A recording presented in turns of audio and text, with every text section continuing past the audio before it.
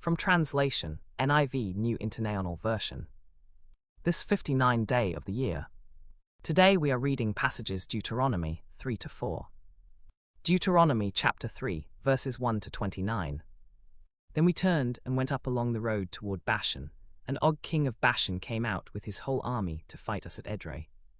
So the Lord our God also handed over Og king of Bashan and his whole army to us.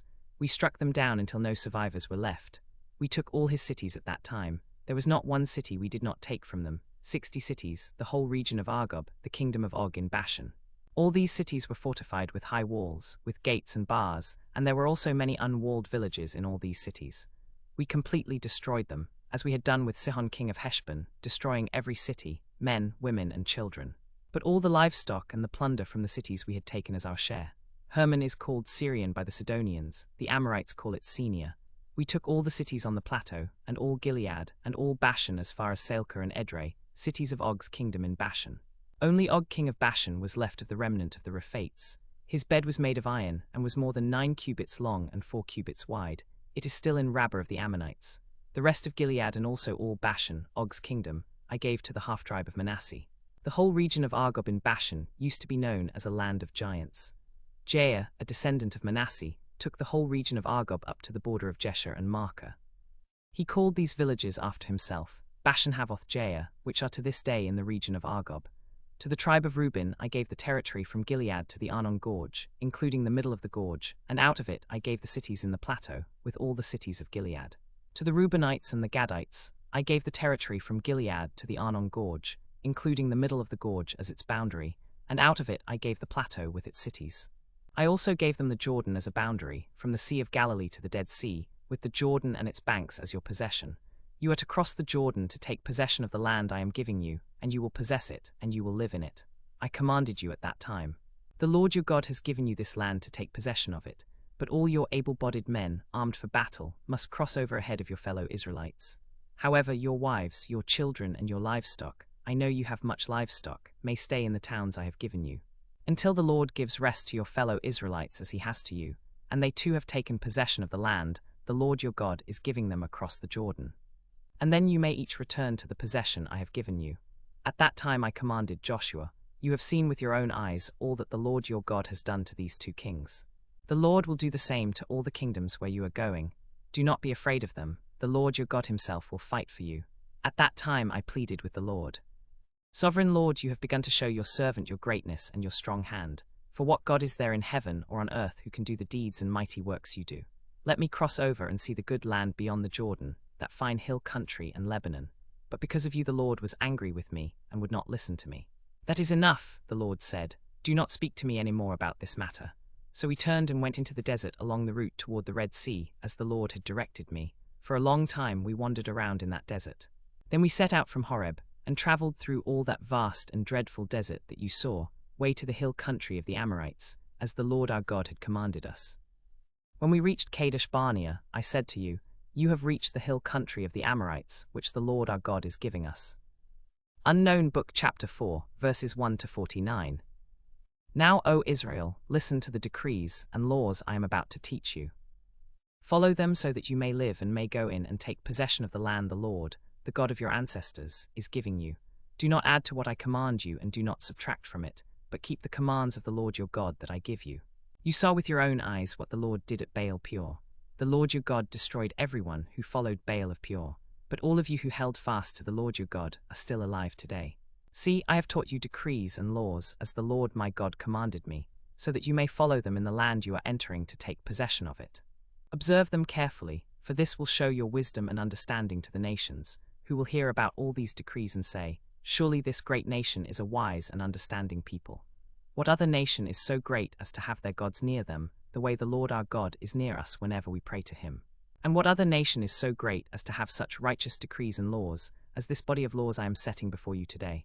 Only be careful, and watch yourselves closely, so that you do not forget the things your eyes have seen, or let them fade from your heart as long as you live. Teach them to your children and to their children after them. Remember the day you stood before the Lord your God at Horeb, when he said to me, assemble the people before me to hear my words, so that they may learn to revere me as long as they live in the land, and may teach them to their children. You came near and stood at the foot of the mountain, while flames from the mountain shot into the sky. The mountain was all smoke, because the Lord had come down on it in fire. The smoke billowed up like the smoke from a furnace, and the whole mountain trembled violently. The Lord spoke to you out of the fire. You heard the sound of words but saw no form, there was only a voice. He declared to you his covenant, the 10 Commandments, which he commanded you to follow, and that he wrote on 2 stone tablets. And the Lord commanded me at that time to teach you the decrees and laws you are to follow in the land you are about to enter and possess. You saw no form of any kind the day the Lord spoke to you at Horeb from the fire. Therefore watch yourselves very carefully, so that you do not become corrupt and make for yourselves an idol, an image of any shape, whether formed like a man or a woman, like any animal on earth or any bird that flies in the air, like any creature that moves along the ground or any fish in the waters below.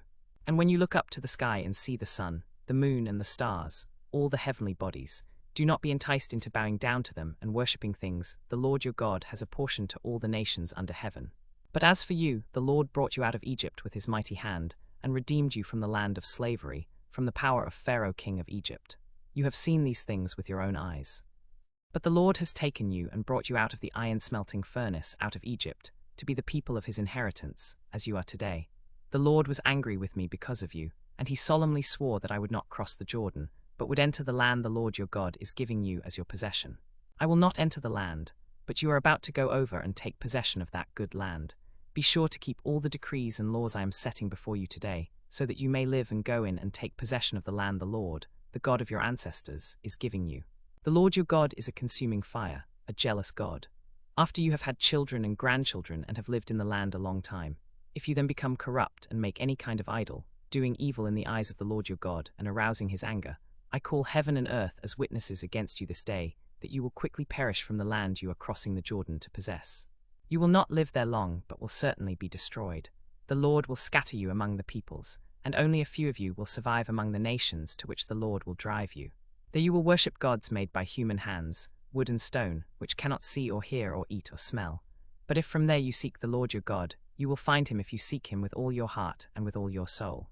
When you are in distress and all these things have happened to you, then in later days you will return to the Lord your God and obey him. For the Lord your God is a merciful God. He will not abandon or destroy you or forget the covenant with your ancestors, which he confirmed to them by oath. Indeed, ask about the former days, long before your own time, from the day God created human beings on the earth. Ask from one end of the heavens to the other. Has anything so great as this ever happened, or has anything like it ever been heard of? Has any other nation heard the voice of God speaking out of fire, as you have, and lived? Has any God ever tried to take for himself one nation out of another nation, by testing, by signs and wonders, by war, by a mighty hand and an outstretched arm, or by great and awesome deeds, like all the things the Lord your God did for you in Egypt before your very eyes? You were shown these things so that you might know that the Lord is God, there is no other besides him. From heaven he made you hear his voice to discipline you.